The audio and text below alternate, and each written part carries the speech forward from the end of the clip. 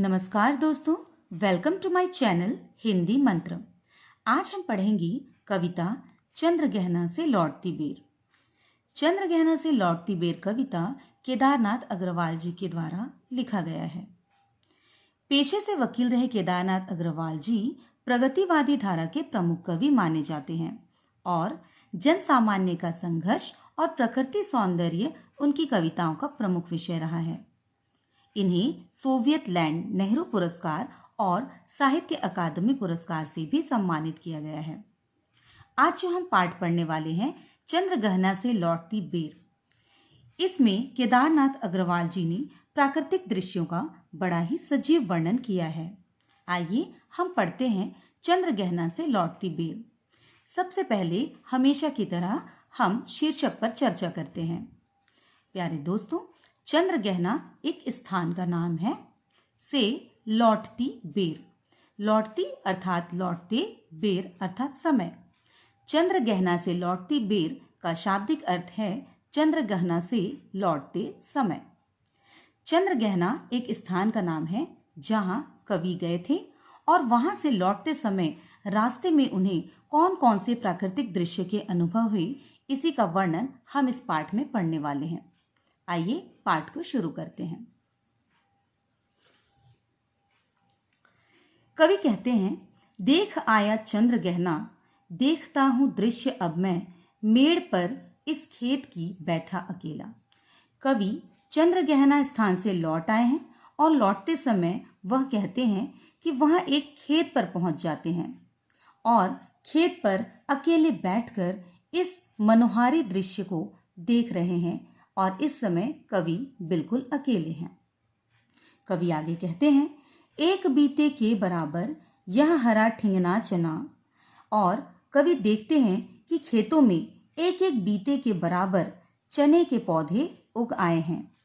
क्योंकि चने का पौधा बहुत छोटे होते हैं और इसलिए उनके कद को छोटा देखते हुए कवि उन्हें ठिंगना विशेषण से संबोधित करते हैं। वे कहते हैं, बांधे मुरैठा शीश पर छोटे गुलाबी फूल का सजकर खड़ा है। प्यारे बच्चों, हमने देखा है कि चने के पौधे के ऊपर गुलाबी रंग के फूल लगे होते हैं। कवि ऐसी कल्पना करते हैं कि छोटे छोटे ठिंगने चने के पौधों में लगे हुए गुलाबी फूल ऐसे दिखाई दे रहे हैं मानो उन्होंने अपने सर पर पगड़ी बांध ली हो और सज धज कर खड़े हैं। यहाँ ध्यान देने योग्य बात यह है, यहाँ जो मुरैठा शब्द का प्रयोग किया गया है, यह मुरैठा अर्थात पगड़ी होता है। शीश पर, मुरैठा शीश पर अर्थात उन्होंने छोटे गुलाबी रंग के फूल को पगड़ी के समान अपने सर पर सजा रखा है। एक बार यहाँ से हम पुनः देखेंगे।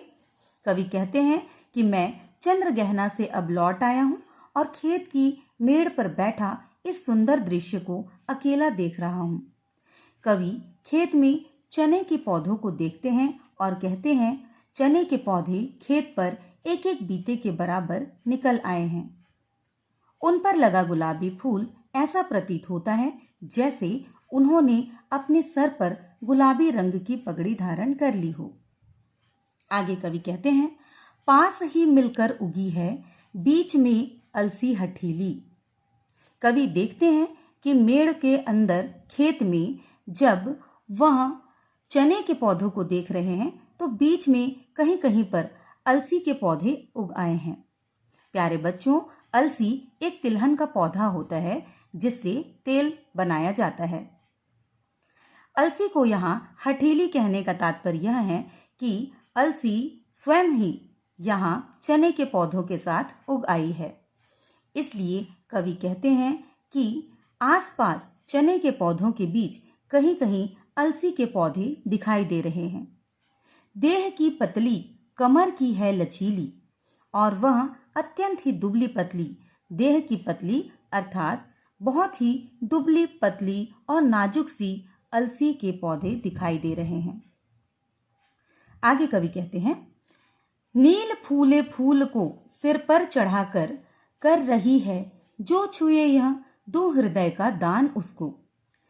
आगे कवि कहते हैं कि नीले नीले फूल जो अलसी के पौधों में लगे हुए हैं उन्हें देखने पर ऐसा लगता है कि मानो वह कह रही है, जो इन नीले फूलों को छुएगा वह उसे अपने हृदय को समर्पित कर देगी, अर्थात उसे अपना सर्वस्व दे देगी, अपने हृदय का दान उसे कर देगी। आगे कवि कहते हैं, और सरसों की न पूछो, हो गई सबसे सयानी। इसके बाद कवि सरसों की खेत की तरफ बढ़ते हैं और कहते हैं कि सरसों अब सयानी हो गई है, अर्थात पीली होकर तैयार हो गई है।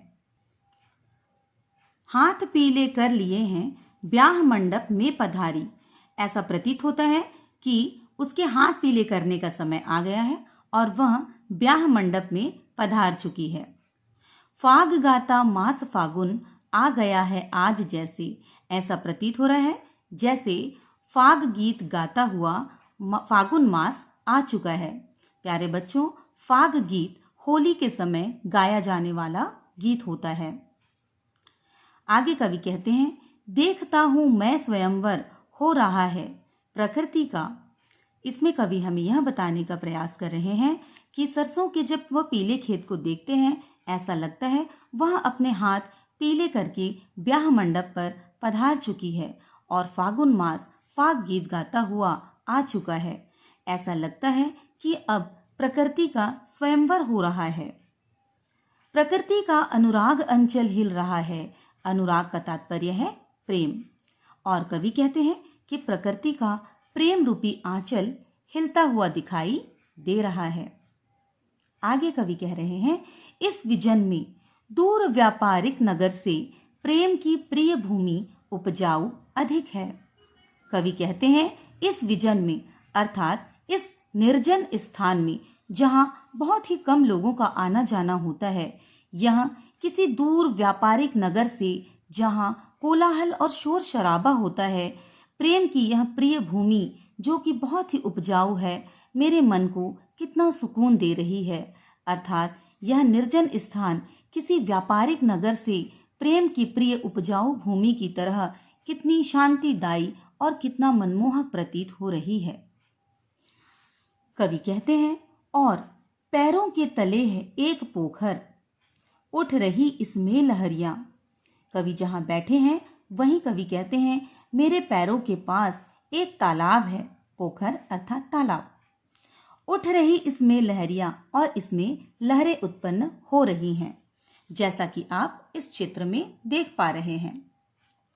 कवि कहते हैं, नील तल में जो उगी है घास भूरी। कवि कह रहे हैं कि इस तालाब के नीले और स्वच्छ जल में जो इसमें स्वच्छता के कारण नीचे जो इसके भूरे रंग की घास उगी हुई है, ले रही वह भी लहरियां, वह भी लहराते हुए प्रतीत हो रहे हैं। एक चांदी का बड़ा सा गोल खंभा आंखों को है चकमकाता। कवि कहते हैं कि यह जल इतना अधिक स्वच्छ है कि इसके तल को देखा जा सकता है, और वह इतना चमकदार किसी गोल खंभे के समान दिखाई दे रहा है, और उसकी चमक से कवि की आंखें चौंधिया जाती हैं।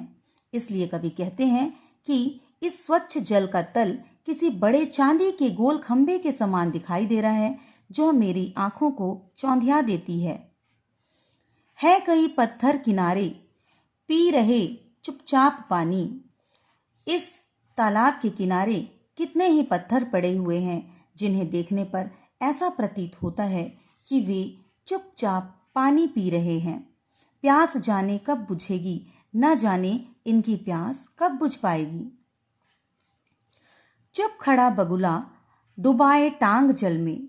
यहाँ हम चित्र में देख पा रहे हैं कि एक बगुला है और वह एक टांग उठाए जल में चुपचाप खड़ा है। देखते ही मीन चंचल ध्यान निद्रा त्यागता है, और वह ध्यान लगाकर एक मछली की प्रतीक्षा करता है। जैसे ही मीन चंचल अर्थात चंचल मछली वह देखता है, वह अपनी ध्यान निद्रा को त्याग देता है और झट से वह उसे चट दबाकर चोंच में नीचे गले के डालता है, और अचानक जैसे ही वह मछली को देखता है, वह झट से उसे अपनी चोंच में दबा लेता है और गले के नीचे निगल लेता है, अर्थात उसे खा जाता है। आगे कवि कहते हैं, एक काले माथे वाली चतुर चिड़िया, एक चतुर चिड़िया जिसका माथा काला है या जिसका मस्तक काला है, श्वेत पंखों के झपाटे मार फौरन, और अपने श्वेत अर्थात सफेद पंखों से झपट्टे मार के फौरन तुरंत ही झट से टूट पड़ती है भरे जल के हृदय में। इधर कवि कहते हैं कि मैं देखता हूँ कि एक काले माथे वाली चतुर चिड़िया अपने श्वेत पंखों से झपट्टे मार के फौरन ही जल के हृदय पर टूट पड़ती है, और एक उजली चटुल मछली, उजली अर्थात सफेद, एक सफेद और चटुल अर्थात चतुर मछली को चोंच पीली में दबाकर दूर उड़ती है गगन में, अपनी पीली चोंच में दबाकर झट से गगन में उड़ जाती है।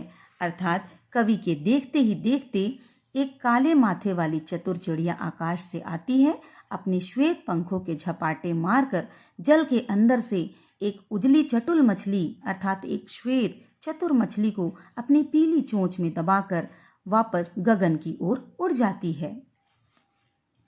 आगे कवि कह रहे हैं, और यहीं से भूमि ऊंची है जहां से रेल की पटरी गई है। आगे कवि कह रहे हैं कि यहाँ से थोड़ी भूमि ऊंची है जहां से रेल की पटरी भी दिखाई दे रही है। ट्रेन का टाइम नहीं है, अर्थात अभी ट्रेन के आने का समय या रेल के आने का समय नहीं हुआ है। कवि कहते हैं कि जहां ऊंची भूमि है वहां से रेल की पटरी दिखाई दे रही है, किंतु अभी रेल के आने का समय नहीं हुआ है। मैं यहाँ स्वच्छंद हूँ, जाना नहीं है। आगे कवि कहते हैं कि मैं स्वच्छंद हूँ, मुझे और कहीं नहीं जाना है।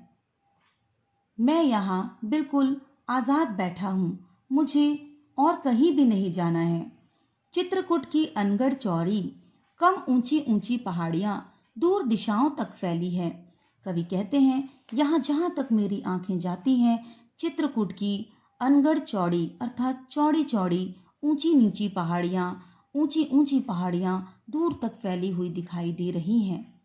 बांझ भूमि पर इधर उधर रीवा के पेड़ कांटेदार कुरूप खड़े हैं, और मैं देखता हूँ इस बांझ भूमि पर अर्थात दूर तक बंजर भूमि पर इधर उधर रीवा अर्थात कांटेदार वृक्ष, जो बबूल के वृक्ष की तरह होते हैं, कि कांटेदार कुरूप पेड़ खड़े दिखाई देते हैं।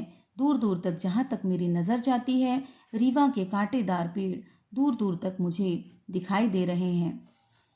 सुन पड़ता है मीठा मीठा रस टपकाता सुग्गे का स्वर, और मैं यहाँ बैठकर मीठी स्वर को टपकाता हुआ सुग्गे का स्वर सुन सकता हूँ। सुग्गा अर्थात तोता, अर्थात मैं इस शांत जगह पर मीठी आवाज में रस टपकाते हुए तोते के स्वर को सुन सकता हूँ। टें टें टें टें सुन पड़ता है, और उस तोते का स्वर टें टें टें टें करके मुझे सुनाई पड़ रहा है, जो अत्यंत मनमोहक प्रतीत हो रहा है। वन स्थली का हृदय चीरता उठता गिरता सारस का स्वर, और मैं यहाँ बैठकर सारस के स्वर को भी सुन सकता हूँ।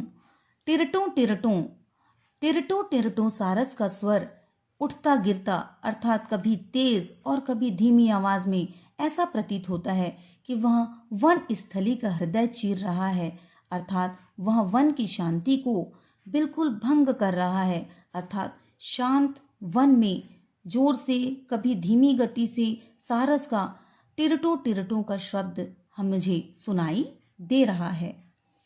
मन होता है उड़ जाऊं मैं पर फैलाए सारस के संग, और कवि कहते हैं मेरा भी मन हो रहा है कि मैं इस सारस के साथ पंख फैलाकर उड़ जाऊं आकाश में। जहां जुगल जोड़ी रहती है, हर खेत में सच्ची प्रेम कहानी सुन लूं चुप्पे चुप्पे। कवि कहते हैं कि जहां इनकी युगल जोड़ी रहती है, मैं इनके साथ वहां पहुंच जाऊं और हरे खेत में छिपकर मैं इनकी प्रेम कहानी चुपके चुपके सुन लूं। प्यारे बच्चों, यहाँ हमारी ये कविता समाप्त होती है। मेरा आपसे अनुरोध है कि यदि आपको मेरा पढ़ाना अच्छा लगा हो तो प्लीज़ मेरे चैनल को आप लाइक करें, सब्सक्राइब करें और नेक्स्ट वीडियो मेरी ज़रूर देखें। धन्यवाद।